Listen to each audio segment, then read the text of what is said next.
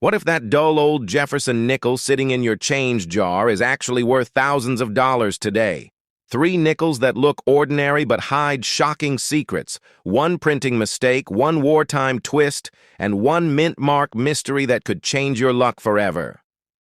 Imagine holding in your hand a simple 5-cent piece minted in 1974, a coin that millions of people passed through their daily lives never realizing the fascinating history, the artistry, the economic background, and the small but meaningful changes that made this Jefferson nickel not just money, but a part of American culture and heritage. Welcome to the story of the 1974 Jefferson nickel, a coin that continues the proud legacy of American numismatics and reflects the journey of a nation through its economy, politics, and artistry. To understand the Jefferson nickel of 1974, we must first step back and remember why the Jefferson nickel series was introduced in the first place. In 1938, the United States Mint replaced the Buffalo nickel with a new design honoring Thomas Jefferson, the third president of the United States, and one of the most influential figures in American history. The decision came after a design competition in which Felix Schlag, a German-born American sculptor, submitted. The winning entry, Schlag's design, featured a left-facing portrait of Jefferson on the obverse and Monticello, his Virginia estate, on the reverse, and this design would endure with minor modifications for decades. By the time we reach 1974, the Jefferson nickel had been in circulation for 36 years, and the coin continued to be an essential part of daily commerce. It was struck at 3 different mints: the Philadelphia Mint, the Denver Mint, and the San Francisco Mint. The Philadelphia and Denver facilities produced the regular circulation strikes, while San Francisco issued proof coins for collectors. The 1974 nickel had a mintage running into the hundreds of millions, making it widely available across the country. But even within this enormous production, there are subtleties, differences, and interesting details that make the coin worthy of a deeper look. The obverse design of the 1974 nickel continues to display the portrait of Jefferson. Though over the decades, the detail of Schlag's original artistry had worn down through repeated dye use and slight modifications, Jefferson's features appear bold yet softened compared to earlier strikes. The inscriptions include, "In God, we trust," to the left of the portrait, "Liberty," with the date 1974 to the right, and the mint mark, if present, just to the right of Jefferson's ponytail. The placement of the mint mark in 1974 is a notable detail, because beginning in 1968, the mint mark was moved to the obverse side beneath. The date before that, it had traditionally appeared on the reverse. The reverse of the 1974 nickel still depicts Monticello Jefferson's iconic home in Charlottesville, Virginia. The design shows the neoclassical architecture with its columned front, and central dome beneath the building is the word Monticello, followed by the denomination 5 cents and the country name United States of America. Above the image is the motto E pluribus unum. The design, though simple, carries a stately appearance and has remained a recognizable symbol of American coinage for generations. From a technical perspective, the 1974 Jefferson nickel was struck in a composition of 75% copper and 25% nickel. This metallic makeup had been used since the end of World War II, when the special wartime alloy of silver, manganese, and copper was discontinued. The return to the copper-nickel blend made the coin durable with a silver-like appearance that has allowed nickels to stand the test of time in circulation. The weight of the coin remained at 5 grams with a diameter of 21.2 millimeters and a plain edge, all of which has been consistent throughout most of the Jefferson nickel series. In terms of mintages, the 1974 Philadelphia nickel saw a production of hundreds of millions, while the Denver Mint also struck large numbers, making the coin widely accessible. The San Francisco Mint created proof coins of the highest quality using specially prepared dies and planchets to produce mirror-like fields and frosted devices.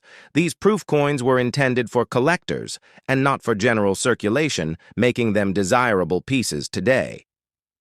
The 1970s were an important period for American coinage, and the 1974 nickel must be seen. Within this context, the country was experiencing economic challenges, inflationary pressures, and changes in daily life.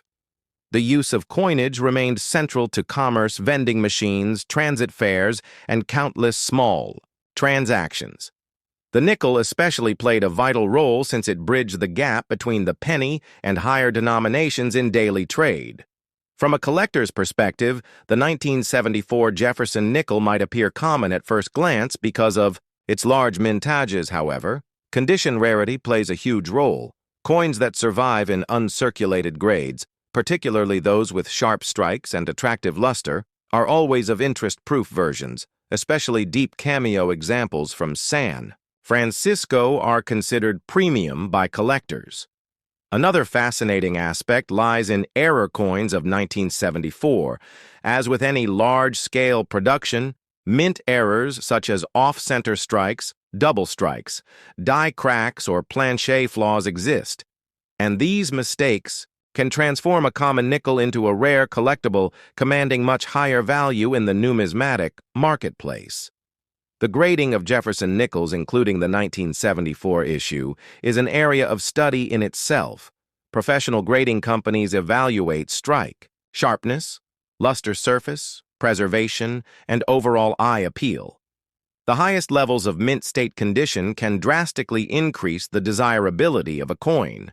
For example, a 1974 nickel graded at MS66 or higher may be far scarcer than its huge mintage suggests, due to the difficulty of preserving coins free of contact marks and wear. When examining proof nickels of 1974, collectors pay close attention to cameo and deep cameo contrasts, where the frosted portrait and Monticello stand out sharply. Against the reflective mirror-like fields, the development of this proof quality was a hallmark of San Francisco production in the 1970s, and a deep cameo example from 1974 is highly sought after today.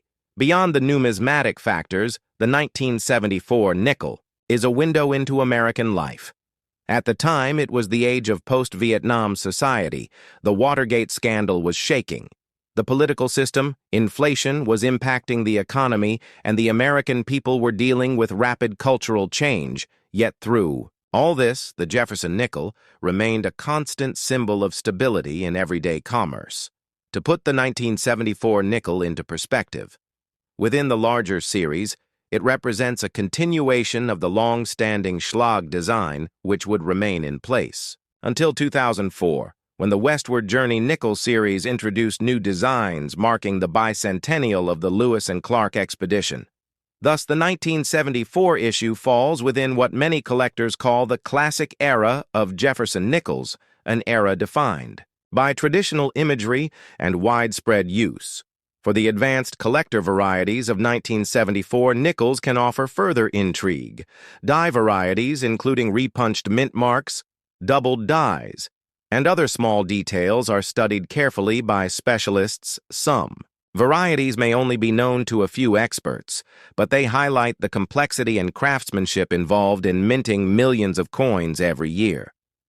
The Jefferson nickel series has long been a favorite for beginning collectors because the coins are affordable, widely available, and historically rich. A complete date and mint mark collection of Jefferson nickels provides a journey through American history from the late 1930s to the modern day, and the 1974 nickel holds its rightful place within this narrative. While perhaps not rare in absolute numbers, it becomes significant as part of the long continuum of American coinage. As we reflect on the 1974 nickel, we realize that every coin has two stories. One is the technical story of its creation, the dies, the mints, the alloys, the mintages, the grades, and the varieties. The other is the human story of the time period, the hands it passed through, the economic backdrop, the historical events shaping the nation together. These stories make the Jefferson nickel not just a 5-cent piece, but a living artifact of American life. So when you hold a 1974 Jefferson nickel, remember that it is more than spare change. It is a link to Thomas Jefferson, to Felix Schlag, to the mints that produced it, And to the millions of Americans who used it in their daily lives, it is a coin that may seem ordinary, but carries with it extraordinary meaning in the world of numismatics and history, and that is the power of a simple nickel. Have you ever held a small 5-cent piece in your hand and wondered if it carried with it a hidden story, one that goes beyond the everyday exchange of goods and services, one that reveals a piece of American history, artistry, and economic design?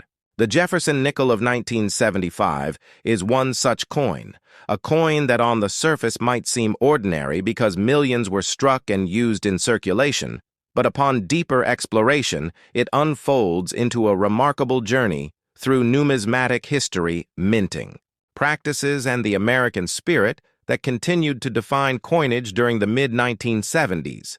The 1975 Jefferson nickel belongs to a long line of coins that started in 1938 when the United States Mint decided to replace the Buffalo nickel with a design honoring the third president of the United States, Thomas Jefferson, and the structure most closely associated with him, Monticello, the neoclassical home he designed in Virginia. The nickel design, created by Felix Schlag, became one of the longest running coin designs in American history, and by 1975 it had already been in production for nearly 4 decades through war shortages, minting changes, and countless economic shifts. The year 1975 itself is significant in American numismatic history because it stands right before one of the most important bicentennial celebrations in United States coinage, the bicentennial of 1976, that introduced new quarter, half dollar, and dollar coin designs. However, the Jefferson nickel was not changed. For the bicentennial, instead, it retained its classic Schlag design and continued to be a workhorse coin in circulation. The 1975 nickel thus represents a fascinating point in the timeline. It was a coin bridging the years before the bicentennial, without fanfare, yet maintaining the legacy of Jefferson on the 5-cent piece. In 1975, the nickel was struck at 3 main facilities: Philadelphia, Denver, and San Francisco. Philadelphia produced the 1975 Jefferson nickels without a mint mark. Denver used the D mint mark, and San Francisco issued proof coins with the S mint mark. These variations are critical to collectors because while millions were struck, not all coins survived in pristine condition. Circulation wear quickly reduced sharpness of design, and many coins ended up lost, damaged, or melted. The proof issues from San Francisco are especially sought after because they were not meant for circulation but for collectors and were struck with polished dies, giving them mirror-like finishes that stand in contrast to regular issues. The composition of the 1975 Jefferson nickel remained the same as it had been since the end of World War II. It was made of a copper-nickel alloy consisting of 75% copper and 25% nickel. This gave it durability and a distinctive silvery appearance. During the war years, the alloy had been temporarily changed to include silver due to wartime shortages. But by 1975, the original copper-nickel formula had long been restored. This composition was chosen not only for its resilience but also for the way it worked in vending machines, which became an increasingly important factor in coin design during the 20th century. From a design perspective, the 1975 Jefferson nickel carried Schlag's classic portrait of Jefferson on the obverse, his profile facing left with the word "Liberty" to the left, the motto, "In God We Trust," and the date, 1975, clearly visible. The reverse showed Monticello, Jefferson's home, with its domed architecture and neoclassical balance. The inscriptions "Monticello e Pluribus Unum" and "United States of America." 5 cents framed the design. This design had remained largely unchanged since 1938, though over the years slight modifications had been made to improve detail and clarity. Collectors today analyze the 1975 Jefferson nickel, not just for its basic history, but also for the many varieties and errors that arose in its production.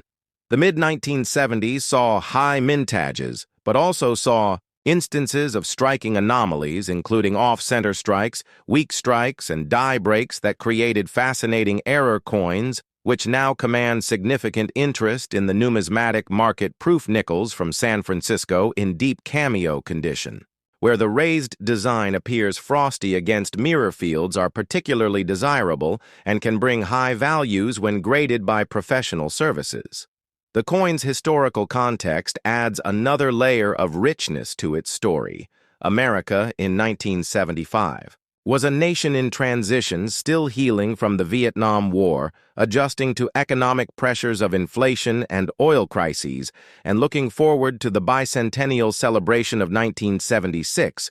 Coins like the 1975 nickel served not just as currency, but as daily reminders of continuity and tradition. Jefferson's face on the coin reflected ideals of liberty, knowledge, and innovation, which were especially resonant during times of challenge.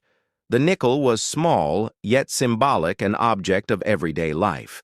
Carrying profound meaning for 2 hours, one can trace the path of this coin from its origins in Schlag's winning design in 1938 through the wartime silver nickels of the 1940s into the post-war era of mass circulation and vending machine culture. And finally into the mid-1970s, when the United States Mint continued to strike billions of coins annually. The 1975 Jefferson nickel is a chapter in this evolving narrative, a coin that, despite its abundance, retains importance for collectors, historians, and ordinary Americans who unknowingly carried a piece of that story in their pockets. When examining the 1975 nickel in a professional numismatic context, we must also look at the grading scale used to assess its condition. Coins range from poor and heavily worn to mint state examples with full steps on Monticello, a designation that refers to the clarity of the steps on the building's design. These full-step nickels are highly prized because they demonstrate a strong strike and preservation. From circulation in 1975, full-step examples are scarcer and command premiums because most nickels from that year did not survive with such detail intact. The lasting legacy of the 1975 Jefferson nickel is not that it introduced a dramatic new design or commemorated a historic event, but rather that it quietly carried forward the tradition of Jefferson's place on the nickel as America prepared for its bicentennial. The coin is a reminder that even in years of continuity, coins reflect the values, priorities, and craftsmanship of their time. Collectors treasure it for its varieties, proof issues, and condition rarities, while historians see it as part of a broader narrative of American coinage. So when you hold a 1975 Jefferson nickel in your hand, you are not just holding a small 5-cent piece. You are holding a continuation of a story that began in 1938. You are holding a coin that passed through millions of transactions in an America that was changing rapidly. You are holding a piece of artistry struck in copper and nickel that connected past, present, and future, and you are holding a symbol of Jefferson's enduring legacy on American money. Imagine holding in your hand a coin that was born in the aftermath of World War II. A coin that reflects not only the economic recovery of the United States, but also the enduring legacy of one of its most important founding fathers, the 1948 Jefferson. Nickel is more than just a small piece of metal. It is a window into American history, design artistry, and the progress of the minting process in the mid-20th century. When we begin the journey of understanding the 1948 Jefferson nickel, must first travel back to its origins. The Jefferson nickel was first introduced in 1938, replacing the Buffalo nickel, and it carried with it a new image of Thomas Jefferson, the third president of the United States on the obverse, and Jefferson's Monticello home on the reverse, sculpted by Felix Schlag. The design was intended to reflect both the ideals of democracy and the architectural beauty that Jefferson so passionately loved. By 1948, the Jefferson nickel had already been in circulation for a decade, but this particular year holds unique importance in the broader context of numismatics and American history. To understand the significance of the 1948 Jefferson nickel, we must examine the political and economic climate of the late 1940s. The United States was transitioning from wartime production to a booming post-war economy. The coinage system reflected stability as the country entered into a new era of prosperity and expansion. The nickel itself was made of its traditional copper-nickel alloy composed of 75% copper and 25% nickel. Unlike the wartime nickels of 1942 to 1945 that contained silver, the return to the copper-nickel alloy signaled normalcy after years of global conflict. For collectors and historians, the 1948 issue represents that shift back to peace and consistency. The Philadelphia Mint, the Denver Mint, and the San Francisco Mint were all responsible for producing Jefferson nickels in 1948, and each mint mark tells its own story. Philadelphia coins bore no mint mark. Denver coins bore a small D, and San Francisco coins bore an S mint mark, found to the right of Monticello on the reverse. The mintage numbers were substantial, with the Philadelphia Mint producing over 89 million nickels, the Denver Mint producing nearly 45 million, and the San Francisco Mint striking about 11 million. While these numbers suggest that the 1948 nickel is not particularly rare in terms of overall survival, condition rarity tells a different tale, finding high-grade examples with sharp details. Full steps on Monticello and pristine luster is a true challenge, and it is these finer points that drive collector interest. The artistry of the Jefferson nickel deserves deeper attention. Felix Schlag's original design was modified slightly over time, with Monticello's details often appearing weak or flat on circulation strikes. Collectors of Jefferson nickels often focus on the full steps designation, a grading detail that indicates the steps leading up to Monticello are fully visible without wear or flattening. In 1948, this becomes especially important because production quality at the mints, varied coins from Philadelphia often exhibit softer strikes compared to Denver issues, while San Francisco pieces frequently show weaker details, making high-quality San Francisco coins particularly desirable among specialists. The story of the 1948 Jefferson nickel also cannot be separated from the cultural landscape of America. During that year, 1948, was a time of political contest, as President Harry S. Truman won a surprising re-election.